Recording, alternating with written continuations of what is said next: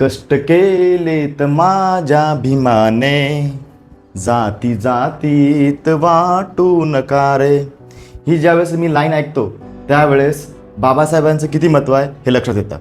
नमस्कार मित्रांनो, स्वागत आहे तुमचं आमच्या यूट्यूब चॅनलवर मिथ नॉलेज गुरु. आज आम्ही घेऊन येत आहोत अशा महान व्यक्तिमत्वाची माहिती. भारतीय राज्यघटनेचे शिल्पकार, महिलांच्या हक्काचे खरे शिल्पकार, बोधिसत्व डॉक्टर बाबासाहेब आंबेडकर.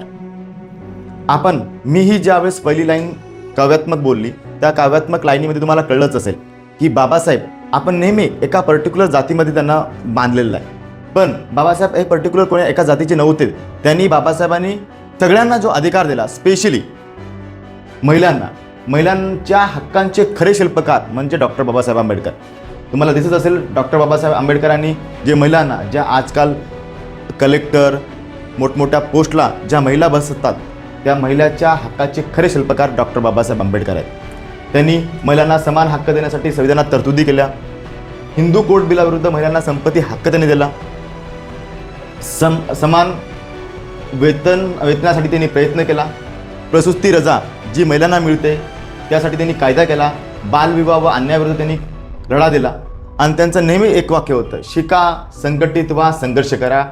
हे डॉक्टर बाबासाहेब आंबेडकरांचं हे वाक्य तुम्हाला नक्कीच खूप प्रेरणादायी ठरेल. पण आज आम्ही ज्या विषयावर बोलणार आहोत तो विषय म्हणजे पुणे पॅक्ट म्हणजे पुणे करार. आता तुम्हाला माहीतच असेल पुणे करार म्हणजे काय, तर त्याबद्दलची आम्ही सगळी माहिती तुम्हाला देण्याचा प्रयत्न करू. पुणे पॅक्ट म्हणजे काय, तो कोणामध्ये झाला होता, त्यामागची कारणे काय होती, त्यामध्ये बाबासाहेब आंबेडकरांनी माघार का घेतली, आणि सगळ्यात महत्त्वाचं म्हणजे बाबासाहेब आंबेडकरांच्या या पुणे कराराबद्दल महात्मा गांधींनी विरोध का केला ह्याबद्दल तुम्हाला आम्ही माहिती सांगणार आहोत. चला तर आपण बघूयात. बघा, पुणे करार, पुणे पॅक्ट म्हणजे काय.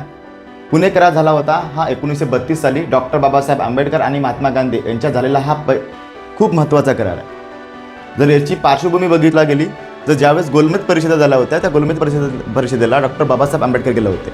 आणि डॉक्टर बाबासाहेब आंबेडकर यांनी दलितासाठी स्वातंत्र्य मतदारसंघ यांची मागणी केली. आणि ब्रिटिशांनी त्यांची मागणी ही स्वीकारली आणि ब्रिटिशांनी त्यांना स्वातंत्र्य मतदारसंघ देण्याचा निर्णय घेतला होता. पण ह्याच गोष्टीला महात्मा गांधी यांचा विरोध होता. त्यांनी त्यांचा निषेध म्हणून एरवडा जेलमध्ये त्यांनी उपोषण सुरू केले होते.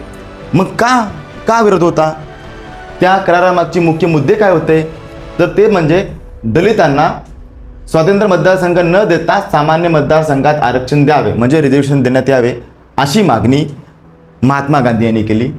विधानसभामध्ये दलितांसाठी जागा वाढवण्यात आल्या.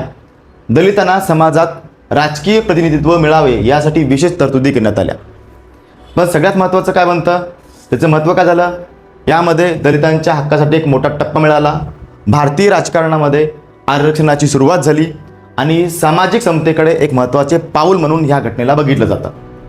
थोडक्यात म्हणजे काय, जर स्वतंत्र मतदारसंघ आणि त्याच्यामध्ये आरक्षणाची व्यवस्था म्हणजेच पुणे करार.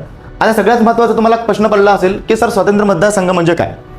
तर स्वतंत्र मतदारसंघ म्हणजे काय थोडक्यात आपण समजून घेऊयात. स्वतंत्र मतदारसंघ म्हणजे एखाद्या विशिष्ट समाज गटासाठी एक वेगळा मतदान गट की जिथे ज्या गटातील लोकच मतदान करतात आणि त्या गटातील उमेदवारच निवडून येतो, अशा गटातील मतदारसंघाला स्वतंत्र मतदारसंघ असं म्हणतात.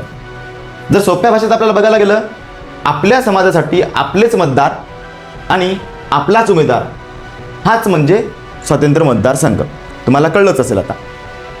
तर आपण एक उदाहरण घेऊन बघूयात. समजा दलितासाठी स्वतंत्र मतदारसंघ म्हणजे काय, फक्त दलित लोकच मतदान करतील आणि फक्त दलित उमेदवारच उभे राहतील आणि निवडून येणारा प्रतिनिधीही दलितच असेल, तर ही जो मतदारसंघ म्हणजेच स्वतंत्र मतदारसंघ.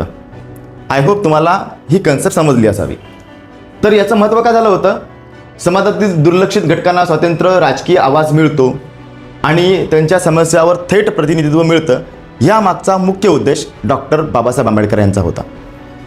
पण विरोध का झाला, महात्मा गांधींनी विरोध का केला, त्याच्या मागची एक ऐतिहासिक पार्श्वभूमी सांगितली जाते की महात्मा गांधीला असं वाटलं होतं की जसं की जिन्ना यांनी एक पाकिस्तान वेगळा मागितला होता, त्या बाबतीत त्यांना थोडीशी भीती वाटली असावी, म्हणून समाजात फूट पडेल आणि एकता कमी होईल ह्या म्हणून महात्मा गांधी यांनी विरोध केला.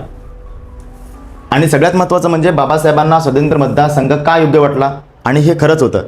पण ज्यावेळेस आपण आजच्या ज्या राजकीय घटना बघतो आणि त्यावेळेस जी परिस्थिती बघितला गेली ती खरंच खूप दयनीय होती. आणि दलित लोकांसाठी जर बाबासाहेब आंबेडकरांनी हे पाऊल उचललं नसतं तर कदाचित त्यांना मतदारसंघामध्ये एक आरक्षण मिळालं नसतं.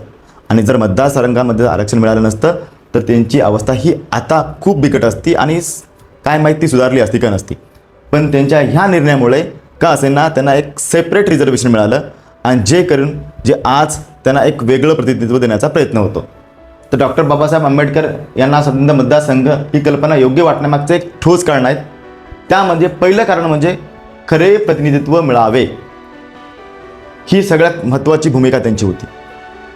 कारण आपण तर त्यांच्या दूरदृष्टीचा विचार करायला बघितलं तर बघा ना, किती चांगली दूरदृष्टी होती. त्या काळात दलित समाजावर अन्याय आणि भेदभाव खूप होता. जर सर्वजण एकत्र मतदान करत असतील तर बहुसंख्य लोक आपल्यालाच पसंती देतील, त्यामुळे दलितांचा खरा प्रतिनिधित्व निवडून येणार नाही अशी त्यांना भीती होती. आणि ही भीती असणं खरंच योग्य होतं. दुसरं कारण म्हणजे काय, दबावमुक्त निवडणूक. सामान्य मतदारसंघात दलित उमेदवारावर दबाव किंवा प्रभाव असू शकतो, कारण ते ऑलरेडी गरीब होते आणि स्वतंत्र मतदारसंघात ते स्वतःच्या समाजाच्या मतावर निवडून येतात. त्यामुळे ते निर्भयपणे काम करू शकतात आणि त्यांना कोणाचं भय असणार नाही आणि आपले प्रश्न ते मांडू शकतात. ह्या मागचा एक मेन उद्देश होता. तिसरा मुद्दा, समाजाच्या प्रश्नांना प्राधान्य. जर एखादा दलित प्रतिनिधी निवडून आला तर तो शिक्षण, भेदभाव आणि सामाजिक न्याय या प्रश्नावर अधिक प्रभावाने आवाज उठवू शकतो. हे सगळ्यात महत्त्वाचं कारण होतं. आणि चौथं कारण म्हणजे राजकीय ताकद निर्माण करणे. बाबासाहेबांचा मेन उद्देश होता शिका, संघटित व्हा आणि संघर्ष करा. पण संघर्ष आणि संघटित केव्हा होणार, ज्या वेळेस आपल्याला राजकीय ताकद निर्माण होईल. आणि राजकीय ताकद निर्माण करण्याचा सगळ्यात महत्त्वाचा उद्देश म्हणजे आपल्याला रिझर्वेशन असणं गरजेचं होतं, ते पण राजकीय. आणि जेव्हा आपण राजकारणामध्ये जाऊ तेव्हा खऱ्या अर्थाने आपण आपले प्रश्न तिथे मांडू शकतो. आणि ही खूप गरज त्यांना वाटली. त्यामुळं राजकीय ताकद निर्माण करणे हा त्यामागचा मुख्य उद्देश होता. बाबासाहेबांचा उद्देश होता फक्त सामाजिक नव्हे तर राजकीयदृष्ट्याही मजबूत असणं गरजेचं आहे, कारण त्यांची दूरदृष्टी खूप पुढच्या विचारांची होती. आणि त्याचबरोबर ऐतिहासिक अन्यायाची भरपाई. अनेक वर्षाच्या अन्यायामुळे दलित समाज मागे पडला होता, म्हणून त्यांना वेगळी राजकीय संधी देणे आवश्यक होते. या सगळ्या गोष्टीचा विचार करून त्यांनी स्वतंत्र मतदारसंघ ही ब्रिटिश सरकारला मागितला होता. आशा करतो तुम्हाला ही माहिती आवडली असावी आणि अशाच माहितीसाठी तुम्ही आमच्या चॅनलला सबस्क्राईब करा.